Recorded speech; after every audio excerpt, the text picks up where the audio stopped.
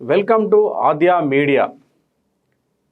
తెలంగాణ దృష్టి ఇప్పుడు ప్రస్తుతం మునుగోడు ఉప ఎన్నికపై ఉంది. అన్ని రాజకీయ పార్టీలు మునుగోడు గడ్డపై వారి యొక్క ప్రచార పర్వాన్ని కొనసాగిస్తున్నారు. ఎలాగైనా సరే మునుగోడులో ఎవరికి వారి యొక్క రాజకీయ వ్యూహాలతో ఓటర్లను అభ్యర్థించడానికి వారి యొక్క ప్రచారాన్ని ముమ్మరం చేయడం జరిగింది. ఇక మునుగోడులో ఎవరు గెలుస్తారనే అంశం విషయానికి వస్తే మనం వేచి చూడాల్సిందే. ఎందుకంటే నవంబర్ 3న మునుగోడు ఉప ఎన్నిక జరగనుంది. ఇక ఈ అంశం పక్కన పెడితే ఈరోజు రేవంత్ రెడ్డి ఒక ప్రెస్ మీట్ నిర్వహించడం జరిగింది. ఆ ప్రెస్ మీట్లో రేవంత్ రెడ్డి మాట్లాడుతూ ఏదైతే కాంగ్రెస్ పార్టీ ఉందో మునుగోడు నుంచి పోటీ చేస్తున్న పాల్వాయి శ్రవంతి, టీఆర్ఎస్ అదేవిధంగా బీజేపీ వారితో పోటీ పడుతూ ఖర్చు పెట్టే పరిస్థితిలో లేదు. అందుకని పార్టీ కార్యకర్తలు అదేవిధంగా మునుగోడు నియోజకవర్గానికి సంబంధించిన ప్రజలందరూ పాల్వాయి శ్రవంతిని ఎమ్మెల్యేగా గెలిపించాలని అభ్యర్థించడం జరిగింది. మరొక విషయం ఏంటంటే టీఆర్ఎస్ పార్టీ అధికారంలో ఉంది, ఎంతైనా ఖర్చు పెట్టగలదు. బీజేపీ అభ్యర్థి ఫైనాన్షియల్గా బాగున్నాడు, బీజేపీ సెంట్రల్ గవర్నమెంట్ అండదండలు ఉన్నాయి. కానీ కాంగ్రెస్ పార్టీకి వారితో పోటీ పడి ఖర్చు పెట్టేంత పరిస్థితి లేదని రేవంత్ రెడ్డి తన యొక్క ఆవేదనను ఈ ప్రెస్ మీట్లో వ్యక్తం చేయడం జరిగింది. ఒకవేళ మేము వారితో పాటు పోటీగా ఖర్చు పెట్టాలంటే దొంగతనాలు, దోపిడీలు చేయడం తప్ప మాకు వేరే దారి లేదు అని చెప్పే పరిస్థితికి రేవంత్ రెడ్డి రావడం జరిగింది.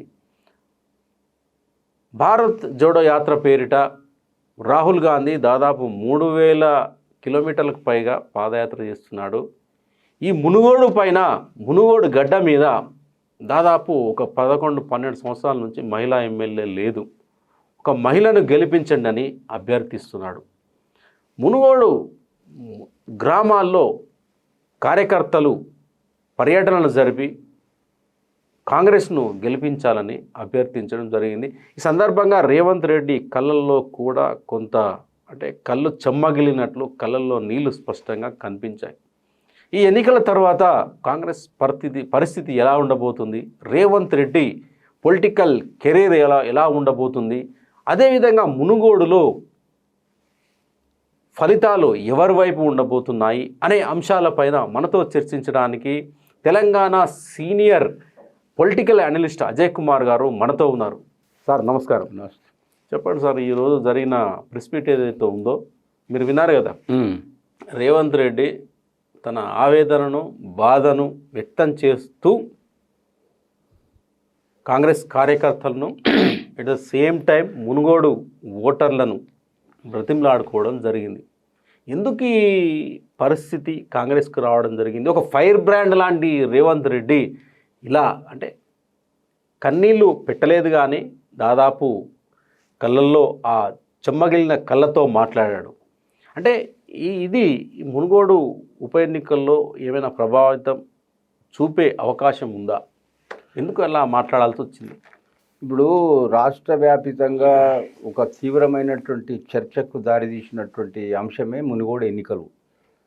సరే, ఇప్పుడు ఉన్నటువంటి పరిస్థితుల్లో ప్రధానంగా త్రిముఖ పోటీ అనేటువంటి మొదలైన నేపథ్యంలో ఈరోజు పరిస్థితి ఏడికి వచ్చింది అంటే, ఈ సిస్టమ్ ఎక్కడ చూస్తాం మనం అంటే అమెరికాలో చూస్తాం.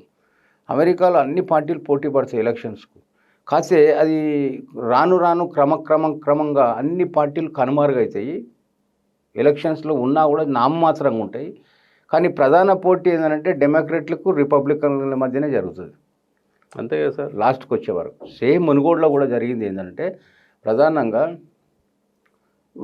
3 పార్టీల మధ్య పోటీ అని మొదలైనా కూడా అది క్రమంగా ఒక పార్టీ బలహీనం కావడం, 2 పార్టీలు ముఖాముఖి వచ్చింది. అయితే మీరు అన్నది ఒక పాయింట్ ఏంటంటే, పాల్వాయి శ్రవంతి ఆర్థికంగానే కాదు, సంస్థాగతంగా కూడా కాంగ్రెస్ బలహీనం ఉన్నది పరిస్థితి. అది మరవద్దు. ఆర్థికం అనేటువంటిది ఒక భాగమే. ప్రజలు ఏంటంటే ఎప్పుడు కూడా ఏ పార్టీ అయినా సంస్థాగతంగా ఏంటిది, వాళ్ళకి ఏం జరగబోతుంది ఈ పార్టీ వల్ల అనేటువంటి కోణం ప్రధానంగా అంశం తీసుకుంటారు తమకు పరిధిలోకి. కాంగ్రెస్ పార్టీ ఏదైతే ఉందో ఈరోజు కాంగ్రెస్ పార్టీని ఓడించాల్సిన అవసరం ఏ ఊరికి లేదు. తనకు తాను ఓడించుకునేటువంటి పరిస్థితికి నెట్టబడ్డది అది. ఎంత కేంద్ర నాయకత్వం ఏం చేసినా కూడా రాష్ట్రంలో మేము మారం బాబు అనేటువంటి పరిస్థితికి వచ్చేసింది. ఈరోజు రేవంత్ రెడ్డి మీరు అన్నారు ఏదైతే ఉన్నారో చాలా అదేది గొప్ప ఉపవాసం ఏదేది ఒక ఉద్బోధాలు, ప్రజాస్వామ్య వాదం భావనలు ఇవన్నీ ఉన్నాయి. మరి దేశ ప్రజలకు, మునుగోడు ప్రజలకు, ఈ ఇతర మన రాష్ట్ర వ్యాప్తంగా ప్రజలకు అందరూ తెలుసు కదా, కాంగ్రెస్ పార్టీ ఇవన్నిటికీ ఆద్యం పోసింది. కాంగ్రెస్ ఆద్యం కాదు, అసలు ప్రేరేపించింది ఆద్యం. ఆది గురువే కాంగ్రెస్ పార్టీ. సరే ఈరోజు బలహీనపడ్డది కాబట్టి మనిషిలో మార్పు వచ్చింది అని అనుకోవచ్చు, అనుకోరాదు, ఆచరణ తెలుసు, అది వేరు విషయం. కానీ దీనికి మూలమైతే కాంగ్రెసే కదా. డబ్బులు కొనడము, ప్రభుత్వాలను చేయడము, కూల్చడము, అది ఎదురు పార్టీ ఎమ్మెల్యేలను నిర్వీర్యం చేయడము, ఇట్లా రకరకాల ఎత్తుగడలు తమ ప్రాబల్యాన్ని కాపాడుకోవడం కోసం చేసినాయి. ఈరోజు రేవంత్ మునుగోడులు ఏంటంటే స్రవంతి ఒక మహిళ, ఎస్ గౌరవించాలి మనం, ఓకే, అంత మేరకు బాగుంది. కానీ రాజకీయాలలో కన్నీళ్లు పెట్టినంత మాత్రాన పరిణామాలు ఏదో తమకు అనుకూలంగా మారుతాయని మనం అనుకోవద్దు. నేను నా వ్యక్తి అంటే నా ఎదుటి వ్యక్తి కన్నీళ్లు పెట్టినంత మాత్రం నేను సానుభూతి చూపిస్తాను నీకు, కానీ నా ఒక ప్రాణంతో సమానమైనటువంటి ఓటు మాత్రం వెయ్య. ఓటు వేరు, కన్నీళ్ళు వేరు. ఎందుకు అంటే పార్టీ పరిస్థితి ఈరోజు ఎంత ఇది చేసినా కూడా రియల్గా మొదటి నుంచి కూడా మనం చెప్పుకున్నాం, ఇంతకుముందు వీడియోలో కూడా చెప్పినాం. కాంగ్రెస్ పార్టీకి ఈరోజు రాష్ట్రంలో ఒక ప్రధాన ప్రతిపక్ష స్థాయి పార్టీగా ఉండే, కానీ రాను రాను రాను రాను తనకు తాను విధించుకున్న శిక్ష ఇది. పరిస్థితి ఎంతవరకు వచ్చేసిందంటే కాంగ్రెస్ పార్టీలోనే టీఆర్ఎస్ కోవట్లు ఉన్నారు అనేది నేను కాదు అన్నది, అది కాంగ్రెస్ నాయకులే అన్నారు. ఈరోజు ఉన్నటువంటి పరిస్థితుల్లో Revanth Reddy versus opponent group. ఈ నేపథ్యంలో ఉన్నటువంటి పరిస్థితుల్లో కాంగ్రెస్ పార్టీని అక్కడ బలహీనపరిచేది ఒక అపోనెంట్సే కావు, అటు బీజేపీ టీఆర్ఎస్ఏ కాదు, కాంగ్రెస్లో ఉన్న వాళ్ళే దానికి మూల కారణాలు. కాబట్టి దీనివల్ల జరిగే పరిణామాలు ఏంటి అంటే కాంగ్రెస్ పార్టీలో ఉన్నటువంటి పరిస్థితులను మనం గమనిస్తుంటే ఈరోజున్న నేపథ్యం మొత్తం మీద పాల్వై స్రవంతిని ఓడించి తమ రాజకీయ పబ్బం అదే ఆధిపత్యాన్ని నిలబెట్టుకోవాలనేటటువంటి ప్రధానమైనటువంటి అంశం. ఈరోజు స్రవంతి గారిని ఓడిస్తే రేవంత్ రెడ్డిని టార్గెట్ చేయొచ్చు అనేటువంటి అంచనా మీద అపోనెంట్ గ్రూప్స్ ఉన్నాయి. లేదు ఇది గెలిపించుకొని తీరాలి, తమ ప్రాబల్యాన్ని తన యొక్క ఆధిపత్యాన్ని నిలుపుకోవాలి అనుకుని చూసేవాళ్ళు రేవంత్ రెడ్డి గ్రూప్. ఈ రెండు గ్రూపుల మధ్య జరుగుతున్నటువంటి ఘర్షణే ఈరోజు కాంగ్రెస్ పార్టీ పరిస్థితి మనం చూడవచ్చు. ఈరోజు మనది రేవంత్ రెడ్డి అనిండొచ్చు, మా దగ్గర డబ్బులు లేవని, సరిపోను మేము నిలదొక్కు కాంటాక్ట్ చేసేటువంటి అవకాశాలు పరిస్థితులు లేవని చెప్పి. నిజంగా చెప్పాలంటే కాంగ్రెస్ దగ్గర ఉన్నంత సంపద ఎవరి దగ్గర లేదు, పార్టీ దగ్గర లేదు, మళ్ళా పార్టీల దగ్గర లేదు, కానీ వ్యక్తుల దగ్గర ఉన్నది. కానీ ఈరోజు డబ్బులే ప్రధానం కాదు కదా, డబ్బులతో పాటు పార్టీ యొక్క ఐడియా అంటే ఒక కార్యాచరణని చూస్తారు, చాలా ఇంపార్టెంట్ అది.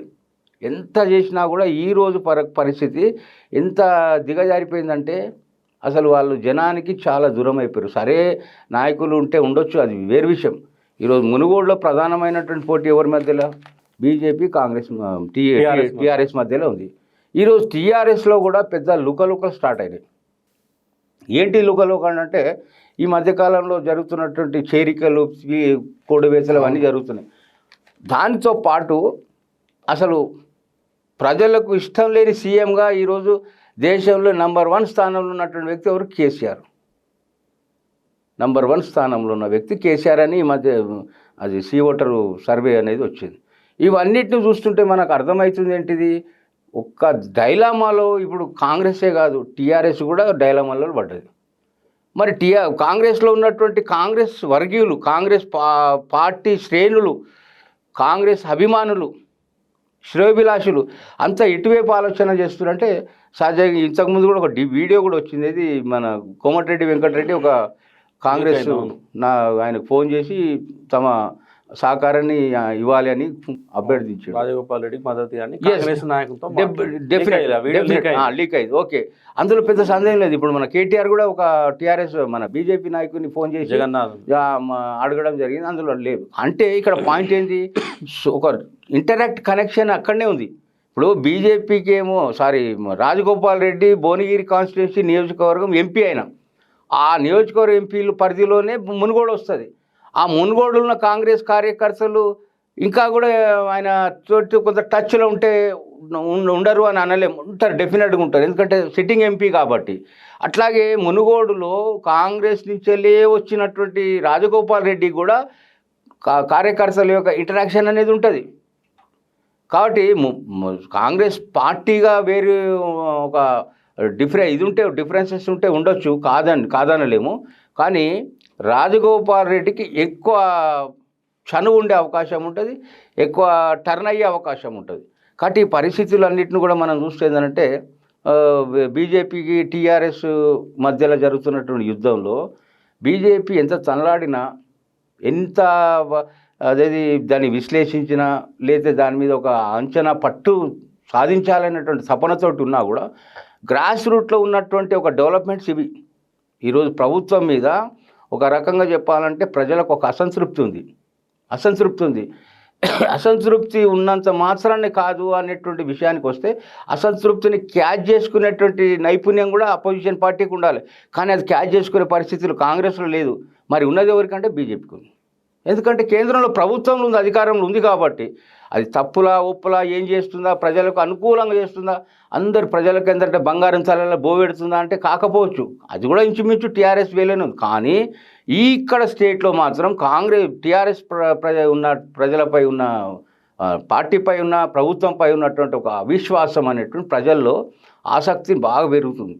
కాబట్టి నేపథ్యంలో జరుగుతున్న ఎన్నికలలో రాబోయే కాలంలో మనం చెప్పుకోవచ్చు అంటే మునుగోడులో ఇప్పటివరకు మనకు అందుతున్నటువంటి ఒక ఇన్ఫర్మేషన్ ప్రకారంగా చూస్తే ఏంటంటే ఇద్దరి మధ్యలో ఏంటంటే కొద్దిగా ముందడుగు రాజగోపాల్ రెడ్డి ఉన్నాడు అనేటువంటిది ఒక ఇన్ఫర్మేషన్. రేపు రోజుకొక తీరులో మారే అవకాశాలు ఉంటాయి. ఎన్నికలు ఉన్నప్పుడు అది ఒక సంచలనంగా మారే పరిస్థితి కూడా వస్తుంది, దానికి ఆధారం లేము. కానీ ఇప్పటివరకు ఉన్నటువంటి పరిస్థితి ఇది.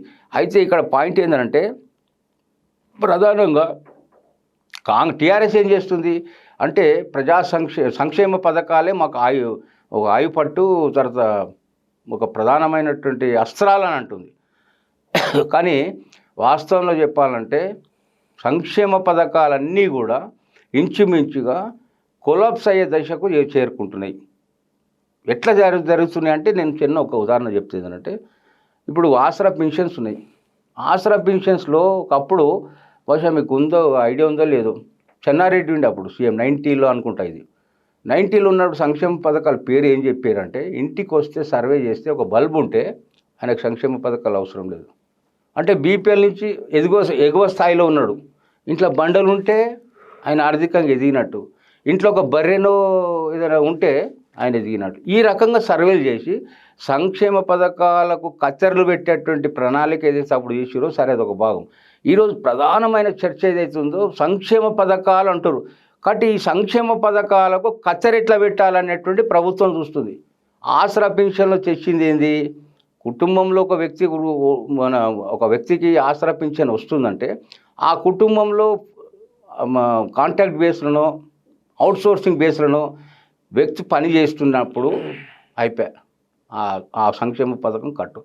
టోటల్లీ సంక్షేమ పథకాలు అర్హులకు ఎంతమందికి దక్కుతున్నాయి, అనర్హులకు ఎంతమంది దక్కుతున్నాయి అనేటువంటి విషయం మీద ప్రభుత్వం ఎప్పుడు కూడా ఆసక్తి చూపేలే. కేవలం సంక్షేమ పథకాలు ఇస్తున్నాము, వాళ్ళు తీసుకుంటున్నారు, కానీ ఇందులో ఎంతమంది అర్హులు ఎంతమంది అనర్హులు అనేటువంటి విషయం చేయకుండా దీన్ని మొత్తం నీరుగార్చే ప్రయత్నం చేస్తున్నారు. ఈరోజు అదే జరుగుతుంది. ఏంటంటే టీఆర్ఎస్ పేరు మీద బీఆర్ఎస్ వచ్చింది.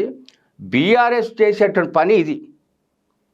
బీఆర్ఎస్ చేసే పని ఏదైతుందో సంక్షేమ పథకాలకు కచ్చరబెట్టే పరిస్థితి వస్తుంది, రాబోతుంది కూడా. అది జనం తెలుసుకోవాలి. ఇక సంక్షేమ పథకాలంటే దాని అర్థం ఏంటంటే ఇంచుమించు అవి ఎక్కిచ్చే పరిస్థితి ఉన్నది. అయితే ఇవన్నీ కూడా అంశాలు రేపు ఇదే మునుగోడు మీద డెఫినెట్గా పడతాయి. ప్రజల ముందు ఒక చర్చ స్టార్ట్ అయింది, అవుతుంది కూడా, కావాలి కూడా. దాని మీద తీర్పు దానికి అనుకూలంగానే ప్రజలు తీసుకుంటారు. ఇది మునుగోడు పరిస్థితి. Okay sir, thank you. నమస్తే.